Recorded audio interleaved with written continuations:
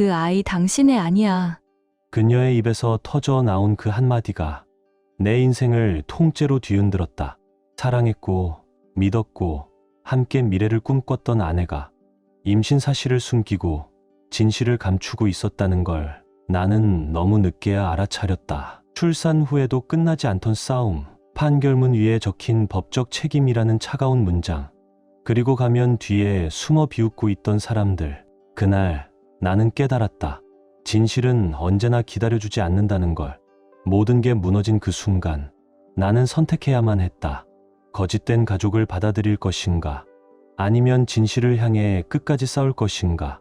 나는 민서, 32살의 프리랜서 영상 제작자다.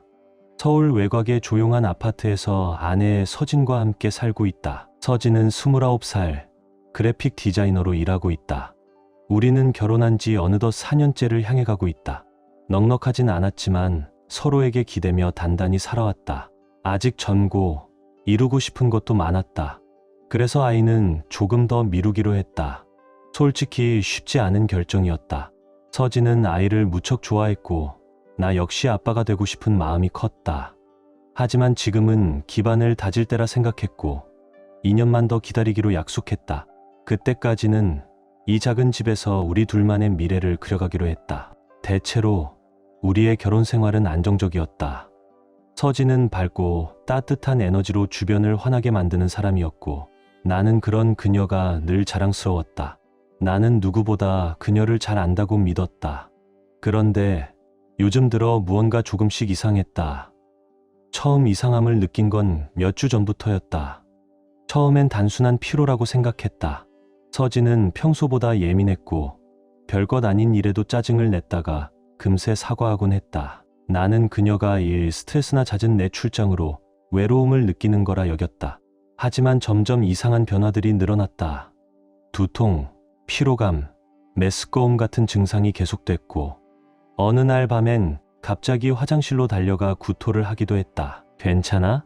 내가 조심스레 물었을 때 그녀는 웃으며 손을 내저었다. 그냥 감기 같아. 스트레스 때문이야. 나는 믿고 싶었다. 아니, 믿어야 했다. 그런데 시간이 지날수록 마음속에 꺼림칙한 감정이 자꾸 고개를 들었다. 서진의 행동이 낯설게 느껴졌고 오랫동안 잊고 있던 기억 하나가 떠올랐다. 민정이 첫째를 임신했을 때의 모습이었다. 말도 안 했는데도 행동만으로 알 수 있었던 그 시절의 기억이 떠올랐다. 밤새 뒤척이다가 결국 아침이 되자 민정에게 전화를 걸었다. 몇 달 전 둘째를 출산한 민정이라면 임신 초기 증상에 대해 누구보다 잘 알고 있을 거라 생각했다. 민서. 전화를 받자마자 민정의 밝은 목소리가 들렸다. 무슨 일이야? 다 괜찮아? 응, 괜찮아. 나는 짧게 대답했다. 사실 너 임신했을 때 어땠는지 좀 물어보려고. 스크램블 에그 냄새만 맡아도 토할 뻔했던 거 말고? 민정이 웃으며 말했다. 근데 왜 갑자기 그런 걸 물어봐? 나는 잠시 망설였다. 요즘 서진이 좀 이상해. 요즘 서진이 자꾸 메스껍다고 하고 기분도 자주 바뀌고 많이 피곤해 보여. 나는 조심스럽게 말을 이었다. 민정의 말투가 살짝 진지해졌다. 그런 증상들 임신 초기에 자주 나타나는 거야. 혹시 어지럽다거나 냄새에 민감해졌다는 말은 안 했어? 며칠 전 내가 커피를 끓였는데 서진이 냄새가 너무 진하다고 하면서 방을 나갔어. 나는 기억을 더듬으며 말했다. 그렇다면 정말 가능성 있는 증상이야. 이쯤 되면 직접 이야기해보는 게 좋을 것 같아. 그 말이 머릿속에서 떠나지 않았다. 저녁이 되자 나는 결심했다. 서진과 솔직하게 마주 앉아 이야기를 나눠보기로. 그날 밤 우리는 식탁에 마주 앉아 있었다. 서진은 식사를 제대로 하지 않고 포크만 만지작거렸다. 어딘가 불안해 보였다. 나는 마음을 가다듬고 조심스럽게 입을 열었다. 서진아, 내 목소리는 조용했지만 진지했다. 요즘 내 몸 상태가 계속 안 좋아 보여. 이쯤 되면 병원에 한번 가보는 게 좋지 않을까? 그녀는 고개를 들며 말했다. 병원. 민석, 그 정도는 아니야. 요즘 회사 일 때문에 그런 거야. 근데 스트레스만으로는 그런 증상들이 설명되지 않아. 나는 부드럽지만 단호하게 말했다. 기분 변화도 그렇고 냄새에 민감해지는 것도 그렇고. 서진은 억지로 웃으며 손을 흔들었다. 정말 아무것도 아니야. 그냥 조금 피곤한 것뿐이야. 서진아, 나는 그녀의 말을 자르며 조용히 말했다. 내가 보기엔 내가 겪는 증상들이 임신 초기와 비슷해. 혹시 모르니까 병원에 같이 가보자. 그 순간 그녀의 손에서 포크가 떨어졌다. 서진은 아무 말 없이 멈춰섰고 방 안엔 정적이 흘렀다. 잠시 후 그녀는 억지로 웃어 보였지만 그 웃음은 진심이 느껴지지 않았다. 임신, 민서가 말도 안 돼. 우린 조심했잖아. 그 반응은 내가 기대했던 것과는 달랐다. 그녀의 말투에는 어딘가 불안함과 조급함이 엿보였다. 서진아, 나는 몸을 살짝 앞으로 기울이며 말했다. 우리가 피임을 했어도 완벽한 건 아니잖아. 확실히 알아두는 게 좋을 것 같아. 이건 중요한 문제야. 그녀의 반박은 설득력이 부족했고 스스로도 그걸 알고 있는 듯했다. 그녀는 위장 문제라든가 최근에 군것질을 많이 해서 그런 거라고 주장했지만 목소리는 점점 떨렸고 눈빛엔 불안이 짙게 깔려 있었다. 그때부터 내 의심은 마음 깊이 자리 잡기 시작했다. 도대체 왜 병원에 가는 걸 그렇게 꺼리는 걸까? 무엇을 두려워하는 걸까?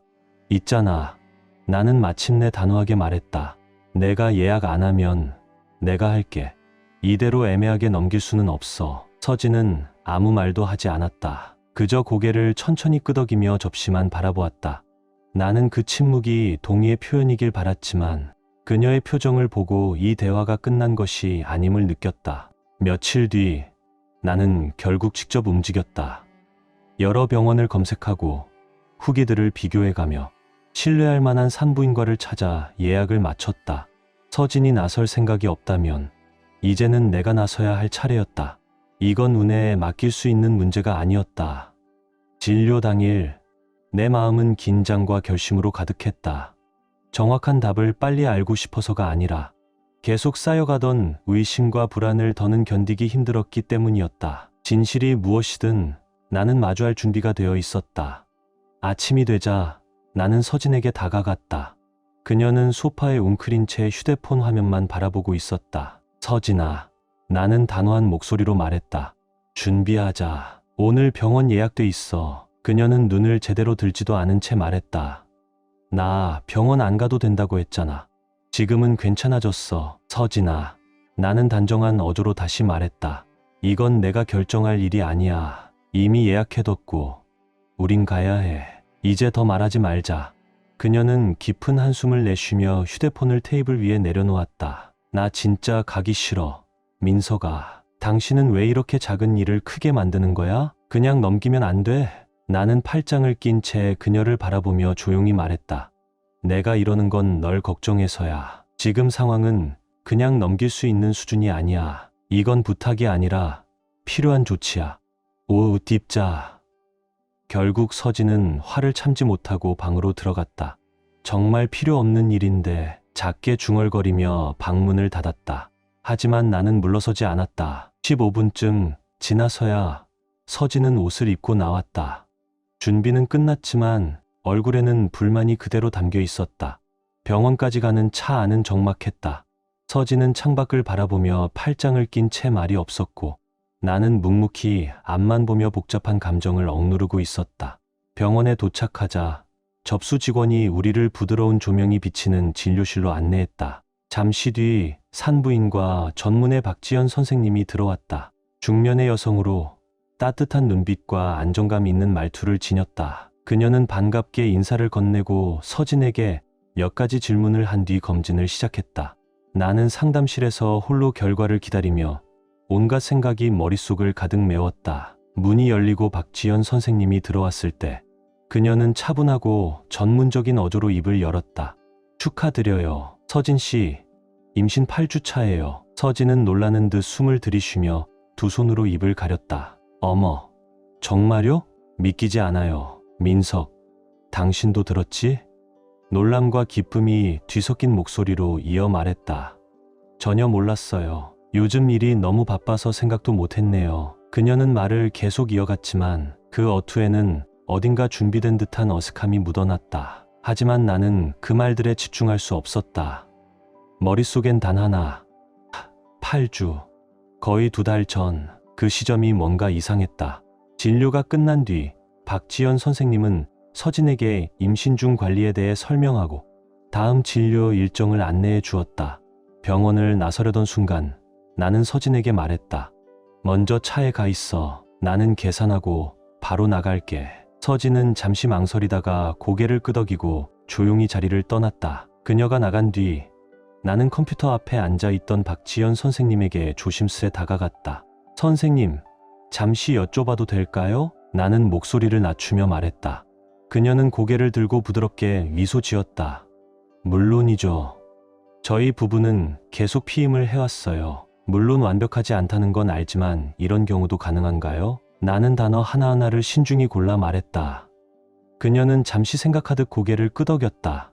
가능성은 항상 존재해요. 가장 좋은 피임법이라 해도 완벽하진 않죠. 그리고는 살짝 망설이다가 말을 이었다. 혹시 실례가 안 된다면 민석 씨 나이가 어떻게 되시죠? 32입니다. 나는 조금 당황하며 대답했다. 그녀는 고개를 천천히 끄덕이며 말을 이어갔다.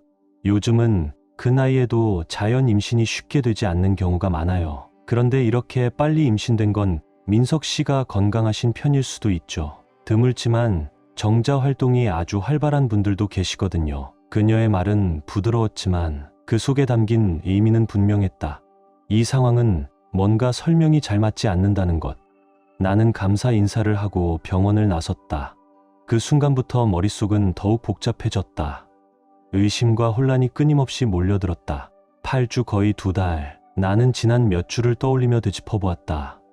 혹시 내가 놓친 게 있었던 건 아닐까? 그 시기에 무슨 일이 있었던 건지.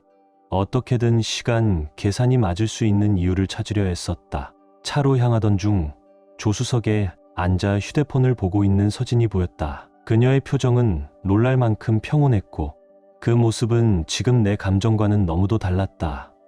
진료 후에 과장된 놀람, 기쁨에 들뜬 말투, 그리고 시간 계산에서의 어긋남, 모든 것이 지나치게 부자연스러웠다. 나는 조용히 운전석에 올라탔다. 서진이 나를 보며 말했다. 앞으로 아빠가 될 사람 기대 안 돼? 나는 억지로 웃으며 핸들을 잡았다. 응. 짧게 대답했다. 기대되지. 그날 이후 의심은 내 그림자처럼 따라붙기 시작했다. 인정하고 싶지 않았지만 불편한 감정은 점점 더 깊어졌다. 혹시 서진이 다른 사람과? 그 상상만으로도 속이 뒤틀리는 기분이었다. 하지만 그런 가능성을 완전히 부정할 수도 없었다. 진실을 알기 전까지는 문제는 2달 전의 기억이 흐릿하다는 점이었다. 그땐 일이 너무 많았고 정확한 일정이 떠오르지 않았다. 어느 날 아침 회사에서 준호를 커피 머신 옆에서 마주쳤다. 나는 자연스럽게 말을 건넸다. 야, 준호야. 혹시 우리 2달 전쯤에 무슨 프로젝트 하고 있었는지 기억나? 잠깐만. 준호는 휴대폰을 꺼내 팀 일정 캘린더를 열었다. 아, 여기 있다. 그 주, 정확히 7월 둘째 주였어. 기업 홍보 영상 때문에 월요일부터 토요일까지 전부 지방에 있었지. 순간 가슴이 내려앉는 느낌이 들었다. 나는 아무렇지 않은 척 고개를 끄덕였다. 맞다. 고마워. 그 자리를 조용히 떠나며 땅이 꺼지는 듯한 기분에 휩싸였다. 2달 전 나는 집에 없었다. 출장 중이었다. 갑자기 시간 계산이 무겁게 다가왔다. 그 시기 내가 얼마나 정신없이 지냈는지 떠올랐다. 우리 팀은 여러 대형 프로젝트를 성공적으로 마무리했고 사장님은 넉넉한 보너스를 지급했다. 힘든 시기였지만 해냈다는 성취감에 모두가 뿌듯해했다.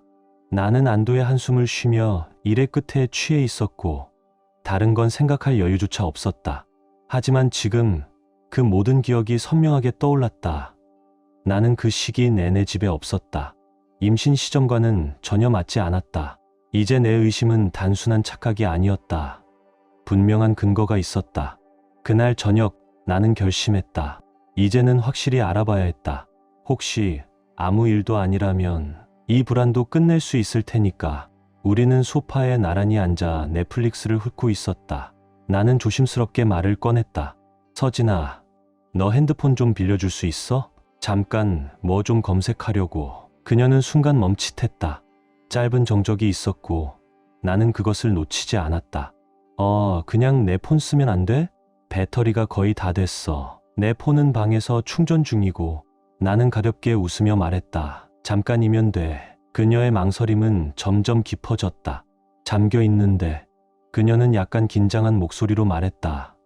비밀번호가 기억 안 나. 얼굴 인식만 써. 괜찮아. 나는 핸드폰을 건네며 말했다. 그럼 열어줘. 그녀의 눈동자가 흔들렸다. 핑계를 찾는 듯한 시선이 감돌았다. 그러다 갑자기 그녀는 배를 움켜쥐고 자리에서 일어났다. 속이 너무 안 좋아. 토할 것 같아. 그녀는 급히 자리에서 일어나 화장실 쪽으로 향했다. 나는 그 자리에 앉아 멍하니 있었다. 잠시 후 화장실 문이 닫혔다. 7분쯤 지났을까. 서진은 창백한 얼굴로 돌아왔지만 어딘가 차분해진 듯 보였다. 미안해. 그녀는 핸드폰을 건네며 말했다. 임신 호르몬 때문인 것 같아. 나는 억지로 미소 지으며 핸드폰을 받았다. 괜찮아. 나는 무심한 척 앱을 스크롤하며 검색을 시작했다. 겉으로는 아무렇지 않은 듯 보였지만 속으로는 이미 그녀가 화장실에서 무언가를 지웠을 거라 생각하고 있었다. 그래도 나는 문자, 이메일, SNS 앱까지 천천히 살펴보았다. 겉보기엔 특별히 이상한 점은 없었다. 서진은 내 옆에 앉아 눈길은 주지 않으면서도 내 행동을 곁눈질로 살피고 있었다. 그녀의 긴장감이 느껴졌다. 그녀도 알고 있었다. 내가 뭔가를 찾고 있다는 걸. 그 순간 자체가 이상했다. 진실에 가까워졌다는 느낌보다 오히려 더 멀어진 듯했다. 나는 아무 일 없다는 듯 핸드폰을 다시 건네주었다. 하지만 마음속 깊은 곳에서는 더 단단히 결심하고 있었다. 다음 날 나는 직접 움직이기로 했다. 서진의 행동이 내 신뢰를 흔든 이상 구체적인 증거가 필요했다. 그날 아침 나는 조용히 한 개인 클리닉에 전화를 걸었다. 정액 검사 예약을 잡기 위해서였다. 절차는 복잡하지 않았고 비용은 적지 않았지만 며칠 전 받은 보너스 덕분에 부담 없이 진행할 수 있었다. 상담 직원은 검사의 방식과 절차를 설명하며 일주일 이내에 결과를 받을 수 있다고 안내해 주었다. 나는 이 비용을 마음의 평화를 위한 값이라 생각했다. 아니면 끝내 인정하고 싶지 않은 의심을 확인하기 위한 대가일지도 몰랐다. 검사를 받으러 가는 날, 내 마음속은 긴장과 결심으로 뒤섞여 있었다. 그날 나는 평소보다 일찍 집에 들어왔다. 머릿속이 복잡해서 조용한 공간이 필요했다. 현관문을 열고 들어섰을 때 집 안은 이상하리만큼 고요했다. 발소리를 거의 내지 않았는지 서진은 내가 들어온 걸 눈치채지 못했다. 입을 열어 인사하려던 찰나 주방 쪽에서 들려오는 서진의 목소리에 걸음을 멈췄다. 그녀는 누군가와 통화 중이었다. 복잡해. 걱정돼. 민석이 예민해졌어. 느껴져. 그녀의 목소리는 낮고 조심스러웠다. 나 들킬까 봐 무서워. 그 순간 심장이 얼어붙는 듯했다. 지금 누구랑 통화하고 있는 거지? 그리고 도대체 뭘 들킬까 봐 무서운 거지? 나는 그대로 멈춰 섰다. 그런데 마치 누군가가 지켜보고 있다는 걸 느낀 듯 서진의 목소리가 갑자기 바뀌었다. 어머, 나 임신이 너무 무서워. 출산 생각만 해도 떨려. 그래도 너무 기대돼. 과장된 밝음과 경쾌한 어조가 뒤따랐다. 나는 잠시 시간을 두고 조용히 주방으로 들어갔다. 아무것도 듣지 못한 척 평소처럼 행동했다. 서진은 나를 보고 웃었다. 하지만 그 미소는 어딘가 어색했다. 오늘은 왜 이렇게 일찍 왔어? 그녀의 목소리는 지나치게 명랑했다. 좀 바빴지. 나는 무심하게 대답했다. 넌 어땠어? 뭐. 늘 그렇지 뭐. 그녀는 머리카락 한 올을 귀 뒤로 넘기며 말했다. 엄마랑 아기 용품 얘기 좀 했어. 이제 준비할 것도 많잖아. 그녀의 말은 공허하게 들렸다. 나는 고개를 끄덕이며 내 안의 소용돌이를 감춘 채 반응했다. 계속 머릿속에서 맴도는 한 문장. 들킬까 봐 무서워. 이건 단순한 이상 행동이 아니었다. 서진은 분명히 뭔가를 숨기고 있었다. 그리고 그게 생각보다 훨씬 클지도 모른다는 불안감이 밀려왔다. 이틀 뒤 클리닉에서 전화가 왔다. 결과가 나왔다는 말에 나는 심장이 쿵쾅거렸다. 병원으로 향하는 길, 머릿속엔 온갖 시나리오가 맴돌았다. 상담실에서 나는 김도연 원장님을 만났다. 차분하고 편안한 인상의 중년 남성이었다. 그는 서류를 펼치며 곧장 핵심으로 들어갔다. 민석 씨, 검사 결과를 보면 정자의 운동성과 전체 수치가 평균보다 조금 낮습니다. 그는 조용히 말을 이었다. 너무 걱정하실 정도는 아니지만 지금 상태에선 임신 확률이 예전보다 낮은 편이에요. 나는 눈을 깜박이며 그 말을 되새겼다. 그럼 가능성은 있는 건가요? 네, 불가능하진 않습니다. 하지만 이 수치로는 임신까지 시간이 걸릴 수 있고 다른 요인이 있으면 더 확률이 낮아지죠. 그는 자세히 설명했다. 스트레스, 수면, 부족, 영상 편집처럼 장시간 앉아있는 생활 등은 모두 정자 건강에 영향을 줄 수 있어요. 30대 남성에게 꽤 흔한 현상이긴 합니다. 나는 천천히 고개를 끄덕였다. 그의 말이 마음 깊이 박혔다. 그럼 어떤 방법이 좋을까요? 남성 건강 전반을 개선하는 치료, 과정을 권해드릴게요. 영양관리, 운동, 스트레스 완화 등 기본적인 습관부터 바꾸는 게 중요합니다. 그는 말을 덧붙였다. 다만 하나는 분명히 해두고 싶어요. 이 상태에서 특히 피임을 했던 상황이라면 우연한 임신이 일어날 가능성은 꽤 낮습니다. 그 마지막 문장이 망치처럼 내 가슴을 내리쳤다. 낮은 가능성, 거의 2달. 출장. 조각들이 맞춰지기 시작했다. 그리고 완성되는 그림은 내가 바라던 게 아니었다. 나는 집으로 돌아오는 길 내내 말이 없었다. 머릿속에서 모든 순간들이 재생됐다. 서진의 이상한 행동들, 임신 시기의 어긋남, 그리고 지금의 결과. 나의 낮은 수정 가능성은 내가 그 아이의 아버지가 아닐 확률이 높다는 뜻이었다. 이 검사를 통해 답을 얻길 바랐지만 결국 확인된 건 내가 가장 두려워했던 진실이었다. 그날 저녁 현관문을 열고 들어선 순간 나는 더는 참을 수 없다는 걸 느꼈다. 내 안에서 소용돌이치던 의심과 분노는 이미 감당할 수 없는 수준에 이르렀다. 이제 더는 아무 일 없는 척 살아갈 수 없었다.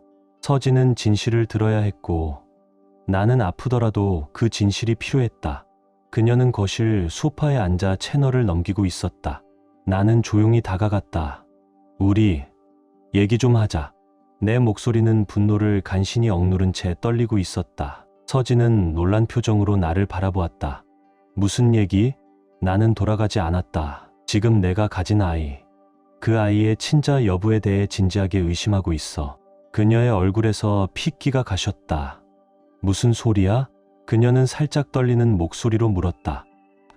몇 주 전부터 내 행동이 이상했어. 나는 방 안을 천천히 걸으며 말을 이었다. 임신 사실도 숨겼고 말도 돌려서 했지. 그리고 2달 전 내가 임신했다는 시점에 나는 출장 중이었어. 집에 없었잖아. 그녀는 입을 열었다가 다시 다물었다. 무언가 말을 하려는 듯 했지만 입술만 떨릴 뿐 아무 말도 하지 못했다. 이건 말도 안 돼, 민서. 그녀는 마침내 외쳤다. 당신이 너무 예민한 거야. 아빠 될 게 무서워서 그냥 이런 상상하는 거잖아. 나는 멈춰 섰다. 손은 옆에서 꽉 쥐고 있었다. 그런 말로 책임을 회피하지 마. 지금 난 의심할 만한 충분한 이유가 있어. 만약 너 정말 바람을 피운 거라면 지금이라도 솔직히 말해줘. 서진은 소파에서 벌떡 일어났다.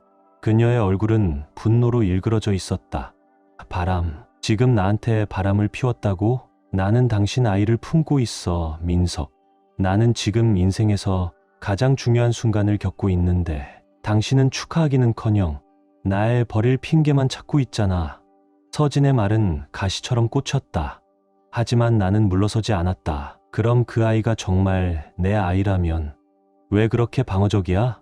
왜 임신 사실을 숨겼고 왜 핸드폰 보여달랬을 때 그렇게 당황했지? 언쟁은 순식간에 격해졌다. 이젠 서로 소리를 지르며 집 안가득 울렸다. 서진은 내게 파라노이아라며 무책임하고 잔인하다고 외쳤다. 나에게 책임감이 없고 현실을 인정하지 못한다고.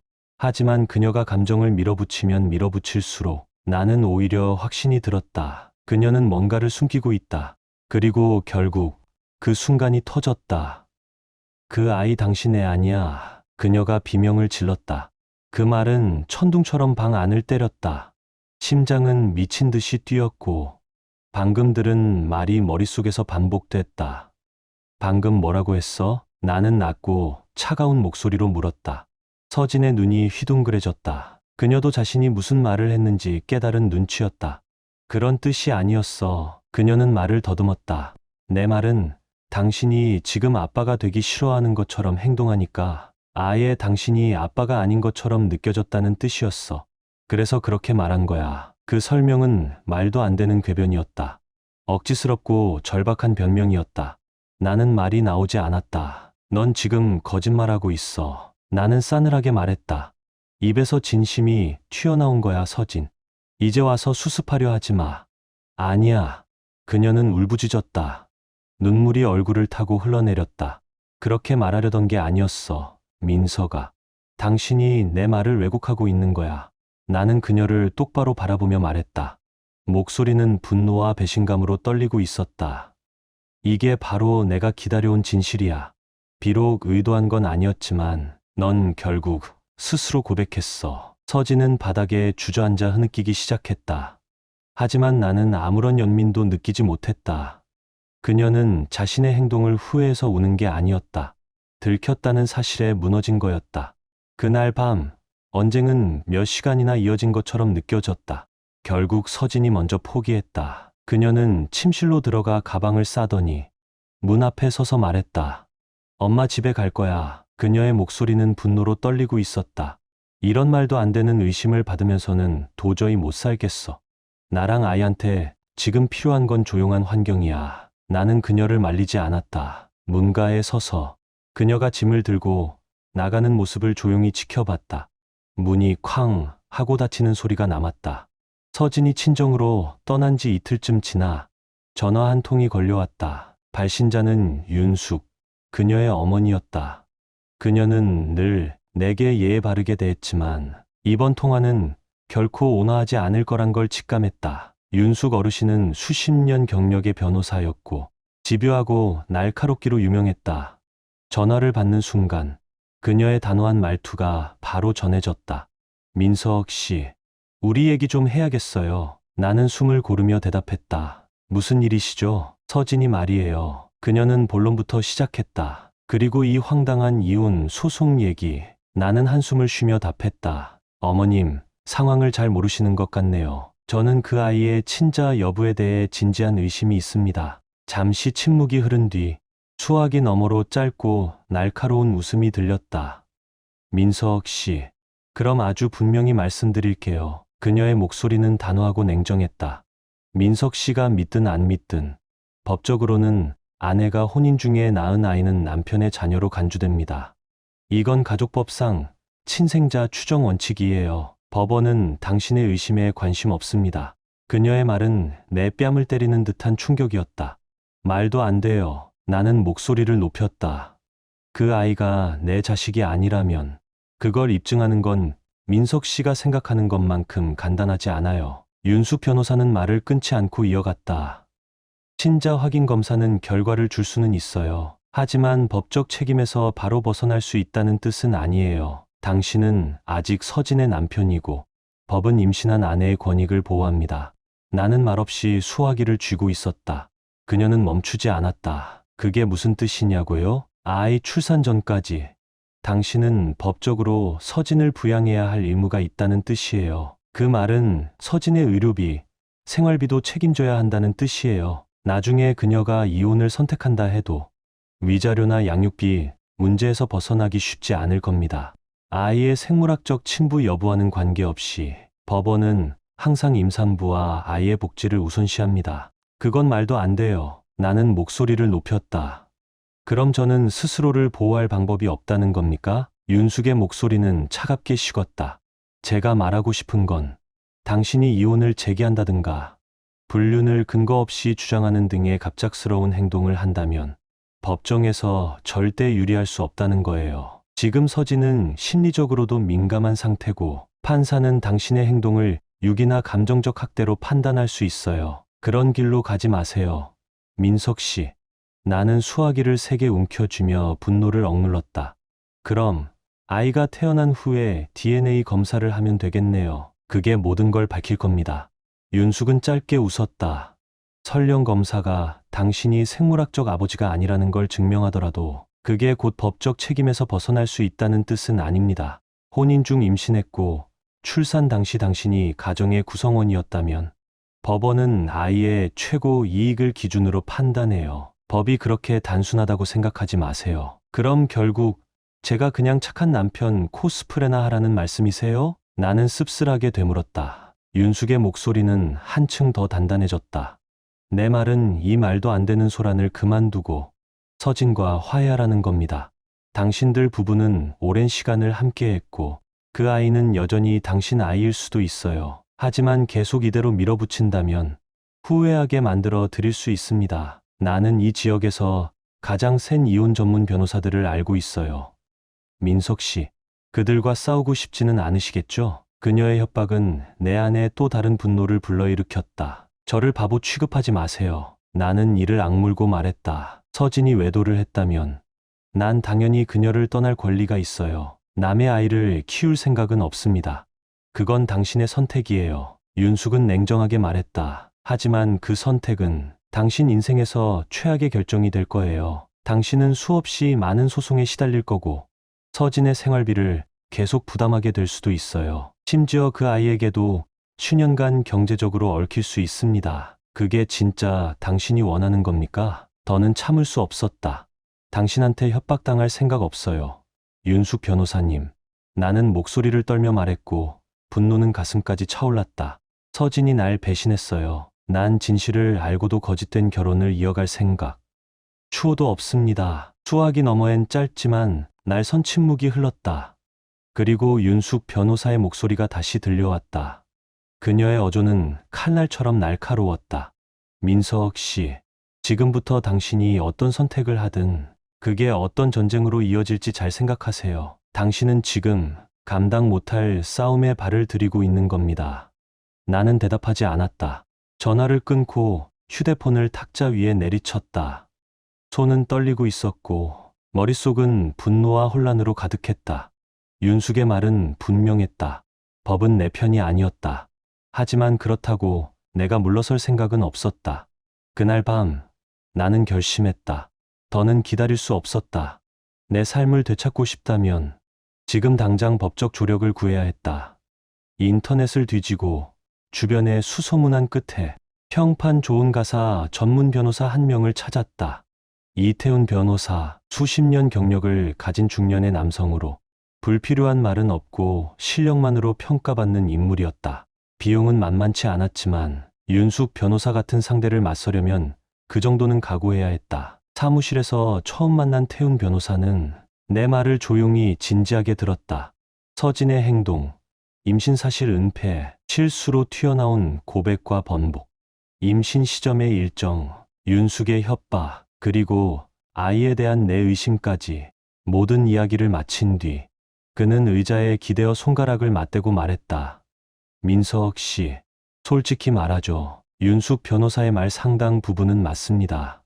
혼인 중에 출생한 아이는 남편의 자녀로 추정됩니다. 그리고 법원은 임신한 아내와 태아의 복지를 매우 중시합니다. 지금 이 상황에선 상당히 불리한 싸움이 될 겁니다. 그 말을 듣자 속이 철렁 내려앉았다. 그럼 우린 뭘 할 수 있나요? 나는 조심스럽게 물었다. 싸워야죠. 그의 말은 단호했다. 다만 알아두셔야 할 게 있습니다. 아이 출산 전까지는 법적으로 우리가 할 수 있는 건 제한적입니다. 임신 기간 동안엔 대부분의 법원이 임산부의 주장 불안정함, 스트레스 등에 손을 들어줍니다. 그 말은 곧 그녀가 부부 공동 거주지를 계속 사용할 수 있고 당신은 의료비와 생활비를 부담해야 한다는 뜻입니다. 나는 참을 수 없는 분노가 솟구쳤다. 그럼 그 아이가 내 아이가 아닐 수도 있는데도 내가 이 모든 걸 다 감당해야 한다는 건가요? 이태훈 변호사는 무겁게 고개를 끄덕였다. 적어도 지금은 그렇습니다. 하지만 아이가 태어난 뒤에는 우리가 친자 확인 검사를 신청할 수 있어요. 그 결과로 당신이 친부가 아니라는 게 확인되면 양육비를 포함한 재정적 의무를 종료시키는 절차를 진행할 수 있습니다. 그때까지는 당신이 이성적이고 협조적인 태도를 유지하는 게 중요해요. 비록 의심이 있다 하더라도 지금은 책임감 있게 행동하는 쪽으로 포지셔닝을 잡아야 합니다. 그게 나중을 위한 전략적 판단입니다. 나는 이를 악물었다. 이 모든 게 너무 불공평하게 느껴졌다. 결국 내가 선택권이 없는 거잖아요. 이태훈 변호사는 진지한 얼굴로 말했다. 선택은 있어요. 하지만 지금 등을 돌린다는 건 상대에게 이야기의 주도권을 넘기는 겁니다. 지금 이 상황을 견디고 나중에 권리를 주장하는 게 낫죠. 지금 이대로 떠나버리면 그들이 당신을 더 쉽게 몰아붙일 수 있습니다. 첫 번째 신문 기일은 예상보다 빨리 다가왔다. 예상대로 모든 상황은 서진에게 유리하게 흘렀다. 재판부는 친생자 추정 원칙과 임산부의 안정을 보호해야 한다는 이유를 들어 서진이 다시 집으로 돌아가도록 허용했다. 나는 그녀의 의료비와 일부 생활비를 지급하라는 명령을 받았다. 이건 수치스러웠다. 하지만 내가 할 수 있는 건 아무것도 없었다. 그날 법정에 함께 나타난 윤숙 변호사의 존재는 모든 걸 더 불편하게 만들었다. 그녀는 서진 옆에 앉아 귀에 대고 조언을 속삭였고 내 쪽을 보며 비웃는 듯한 표정을 지었다. 재판이 끝난 뒤 그녀는 일부러 나에게 전화를 걸어왔다. 내가 뭘 했어요? 그녀의 목소리엔 승리감이 가득 배어 있었다. 내 말 들었으면 이런 일 없었잖아요. 민석 씨, 이제 아이가 태어날 때까지 이 상황을 견뎌야죠. 다음엔 내 딸한테 함부로 의심 같은 거 하지 말아요. 나는 이를 악물고 말했다. 나는 진실을 알고 싶었던 것뿐이에요. 그걸 후회하지 않습니다. 그녀는 낮게 웃었다. 진실? 당신은 그냥 남편이자 아빠가 될 준비가 안 된 거예요. 하지만 꼭 이럴 필요는 없어요. 지금이라도 서진에게 사과하고 다시 관계를 회복하겠다고 말하면 이 모든 문제는 간단히 사라질 수 있어요. 서진이는 당신을 용서할 준비가 되어 있어요. 민석 씨, 당신만 그 고집을 좀 꺾으면 됩니다. 그녀의 말에 피가 끓어올랐다. 그들은 나를 마치 말처럼 다루고 있었다. 부러뜨리고 굴복시키고 결국엔 자신들 입맛대로 조종하려는 느낌이었다. 난 절대 서진에게 돌아가지 않을 겁니다. 나는 차갑게 말했다. 마음껏 비웃으세요. 윤숙 변호사님. 하지만 난 절대 포기 안 해요. 아이가 태어나면 그때 누가 옳았는지 보시죠. 그녀는 낮게 웃으며 전화를 끊었다. 그래, 어디 두고 보자. 그날 이후 삶은 지옥이었다. 서진은 다시 집으로 들어왔고 공간은 곧바로 도구로 가득 찼다. 겉으로는 해맑게 웃고 사람들 앞에서는 상처 입은 피해자처럼 행동했지만 집 안에서는 은근히 나를 찌르듯 말하고 행동했다. 윤숙은 여전히 주기적으로 전화를 걸어왔다. 때론 자랑하듯 때론 은근한 위협을 섞어가며 법원 명령에 따라 나는 의료비와 생활비를 부담해야 했고 그 결과 내 손에 남는 돈은 거의 없었다. 나는 점점 무너져 갔다. 같은 공간에서 숨 쉬는 것조차 고통스러웠다. 매일매일이 심리전이었다. 이대로라면 내가 먼저 무너질 게 뻔했다. 다행히 은영 누나가 손을 내밀어줬다. 그녀는 나를 게스트룸으로 들여보내며 말없이 내 편이 되어주었다. 그 덕분에 나는 마지막 희망을 붙들 수 있었다. 출산의 순간 모든 진실이 드러나는 그날만을 기다리며 시간은 느리게 고통스럽게 흘러갔다. 나는 이를 악물고 하루하루를 버텼다. 산산이 부서진 마음을 붙잡고 남은 자존심을 지키기 위해 차근차근 내 삶을 다시 세우기 시작했다. 그리고 마침내 그날이 왔다. 서진은 아들을 출산했다. 대부분의 사람들은 그 순간을 기쁨, 감동, 희망으로 기억하겠지만 나는 오직 단 하나, 진실을 밝혀내겠다는 강한 의지밖에 없었다. 이태훈 변호사는 지체하지 않았다. 우리는 곧바로 이혼 소송을 제기했고 법원에 친자 확인 검사를 요청하는 절차를 진행했다. 결과가 나왔을 때 내가 두려워했던 진실이 그대로 드러났다. 나는 그 아이의 친부가 아니었다. DNA 결과는 명확하고 반박할 여지가 없었다. 순간 억눌러왔던 감정이 터져 나왔다. 나는 정당했으며 모든 의심은 사실이었고 그 증거가 눈앞에 있었다. 하지만 그 안도의 시간은 아주 짧았다. 곧바로 혼란이 시작됐다. 서진과 윤숙은 잔인할 정도로 반격에 나섰다. 그들은 공개적으로 나를 조롱했고 마치 무슨 전쟁에서 승리한 것처럼 법정을 자신들의 무대로 만들었다. 그리고 판사는 차가울 정도로 무관심해 보였다. DNA 결과가 있음에도 불구하고 그는 내가 임신 기간 동안 서진의 남편이었다는 이유로 일정 부분 책임이 있다는 판결을 내렸다. 신생자 추정이라는 법적 그림자가 끝까지 내 뒤를 따라다녔다. 법원은 나를 완전히 자유롭게 놓아주지 않았다. 그날 재판이 끝난 뒤 윤숙은 법정 앞에서 나를 향해 웃으며 말했다. 그러니까 애초에 싸우지 말랬잖아요. 민석 씨, 그냥 좋은 남편 역할만 했으면 이런 고생은 안 했을 텐데 말이에요. 그 말은 칼처럼 가슴을 찔렀다. 하지만 나는 입을 다물지 않았다. 이태훈 변호사는 나를 바라보며 조용히 말했다. 항소합시다. 판사 교체도 요청하고요. 아직 끝난 게 아닙니다. 항소 과정은 상상 이상으로 고통스러웠다. 하나하나의 재판이 감정적으로 그리고 경제적으로 나를 갈갈이 찢었다. 법률 비용은 눈덩이처럼 불어났고 나는 생계를 유지하기 위해 돈을 빌려야 했다. 한때는 포기할까도 생각했다. 하지만 서진과 그 아이에게 평생 얽혀 살아가는 삶만은 도저히 견딜 수 없었다. 나는 다시 이를 악물었다. 끝까지 싸우기로. 결국 우리의 끈질긴 싸움은 결실을 맺었다. 우리는 새로운 판사와의 신문 기회를 얻었고 그는 이전보다 훨씬 더 사실관계를 고려하려는 자세를 보였다. 수개월간의 법적 다툼 끝에 법원은 나에게 부분적인 승소 판결을 내렸다. 나는 내 아이가 아닌 아이에게 양육비를 더 이상 지급하지 않아도 되었다. 그 순간 마음 한켠이 놓였다. 하지만 그 자유는 내가 없는 것이 아니었다. 합의 조건 중 하나로 나는 집과 일부 공동재산을 서진에게 넘겨야 했다. 집을 잃는 건 뼈아팠지만 그 순간엔 정말 아무렇지도 않았다. 나는 자유로워졌다. 거짓에서, 조종에서, 그리고 내 인생을 갉아먹던 어두운 구속에서 다시 시작하는 건 쉽지 않았다. 이혼은 나를 정신적으로도 경제적으로도 바닥까지 끌어내렸다. 하지만 다행히 내 곁엔 나를 믿어주는 사람들이 있었다. 직장 동료들은 가장 힘든 시기에 나를 대신해 일해주었고, 오랜 친구 준호는 법률 비용을 감당할 수 있도록 기꺼이 돈을 빌려주었다. 상사 역시 내게 대형 프로젝트 기회를 주며 다시 일어설 발판을 마련해 주었다. 시간이 지나며 조금씩, 정말 조금씩 내 삶은 회복되기 시작했다. 작은 원룸에 이사했고 열심히 일하며 다시 저축을 시작했다. 화려하진 않았지만 그 공간은 내 거지였다. 서진은 놀라울 정도로 빨리 회복한 듯 보였다. 이혼 후 1년쯤 지나 소문을 통해 들은 바에 따르면 그녀는 예전에 알던 남성과 다시 연락이 닿았고 그가 바로 내가 한때 친부라고 강하게 의심했던 인물이었다.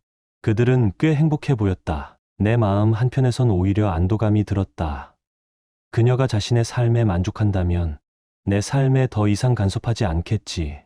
뒤돌아보면 서진과 윤숙은 처음부터 철저한 계획이 있었던 것 같았다. 내가 아무것도 모른 채로 아이를 받아들이게 만들고 몇 년 후 자연스럽게 이혼을 청구해 최대한의 재정적 이득을 챙기려는 계획. 정말 치밀했고 거의 성공할 뻔했다. 하지만 나는 그 속셈을 꿰뚫어봤다. 비록 고통스럽고 값비싼 여정이었지만 나는 그 지옥에서 벗어났다. 집도, 돈도, 물건도 더 이상 중요하지 않았다. 진짜로 소중한 건 단 하나, 진실과 내 인생을 다시 살아갈 수 있는 자유였다.